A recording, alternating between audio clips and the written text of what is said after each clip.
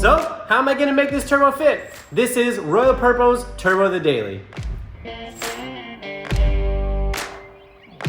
So now that we got the intercooler mounted in that thing and the charge pipes all done up, I'd really like to make the exhaust. And to be honest with you, this is one of my favorite parts of building a car.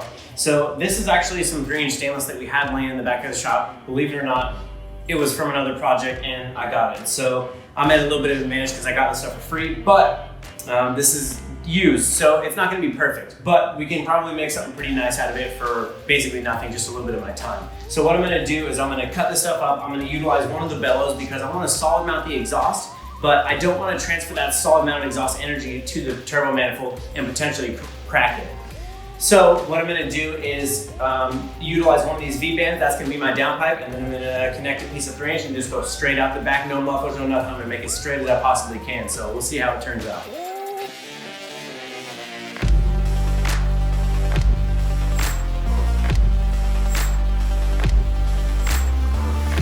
So before I set the engine in, I was able to lock down the turbo manifold and put the turbo on. And that basically made my life a little bit easier because all those bolts that hold the manifold onto the head are a little bit tough to reach. But what I couldn't do was plumb the turbo. And when I say plumb the turbo, I mean that this turbo needs to get oil to it and it needs to get water to and from it. And what we need to do is we have this dash 4 line right here that's gonna be the oil feed. That's gonna come from a high pressure zone that's on the front of the motor, which I'll show you in a minute, and that's gonna go to the top of the turbo. And then my last line I just finished here is a dash 8 return line that's gonna let that oil drain back into the pan so that it can get sucked up by the sump and get pumped out again. Also, we have the water line, so you have to have a water feed and a water return. So what I did, there's 2 awesome little ports on the head for these, and it makes it fairly easy. So all I had to do was spin a couple of these lines together, and making an AN line's pretty easy. I got my lengths just right, I got it all tucked up here nice and happy, just the way that I like it, and I'm about to put on this last turbo oil drain. And this one actually has to be gravity fed to the oil pan. So that's part of the reason why I was working so hard to get that turbo as high as I possibly could so that this oil has the most downhill possible to go back into the oil pan. And it seems to fit. Perfect, sorta. Good.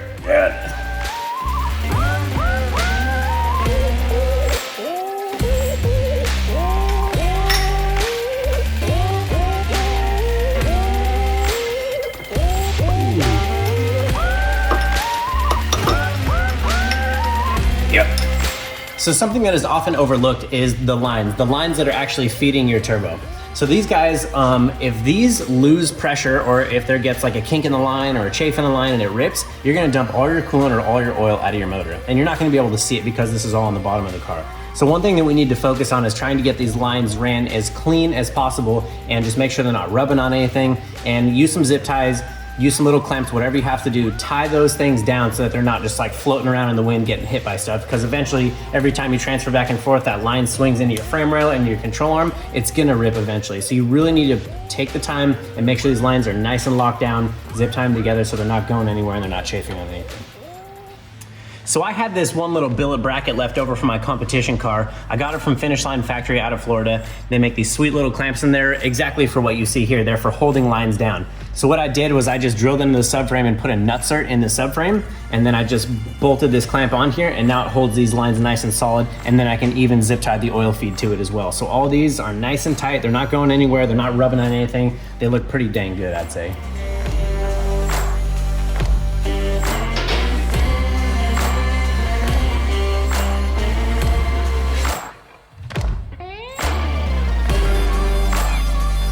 Since we're on the topic of the turbo, I really want to take a minute and talk to you guys about plumbing a little bit more. Where do you get water to this thing, to the turbo? Where do you get oil to the turbo? Well, I'm about to show you.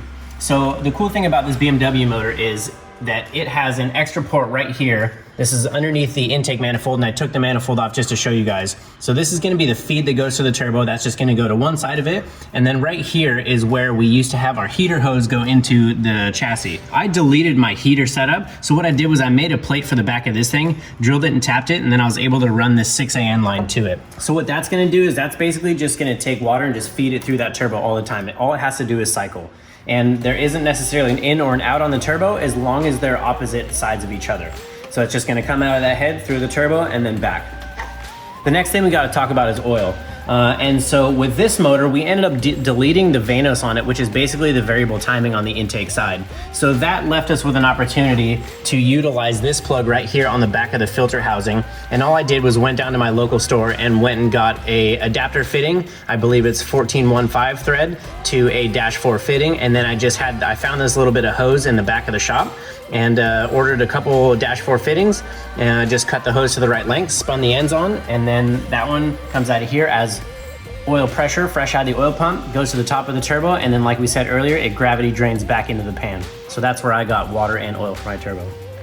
So I know some of you guys aren't going to be able to delete the Vanos off your motors, and honestly, I wouldn't have either unless I had my buddy Sam come over. He's really competent with these motors, and I felt comfortable deleting it with him, but I wouldn't have done it on my own.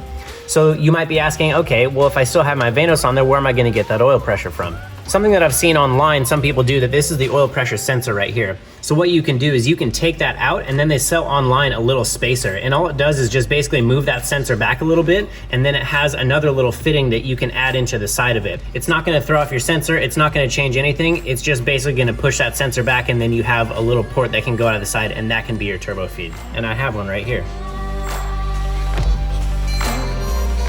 So this may not be the right threaded fitting, but you kind of get what I'm saying here. You would unthread that, this guy would get threaded in there, you would take this and put an NPT bung in there, and then you would put your 4AN off of that, and then the sensor would go into the back side of this. So basically it just pushes that sensor back, and that's another option for getting oil pressure on this thing. I just happen to have the luxury of having a free port because deleting the Vanos. So there's another option for you guys.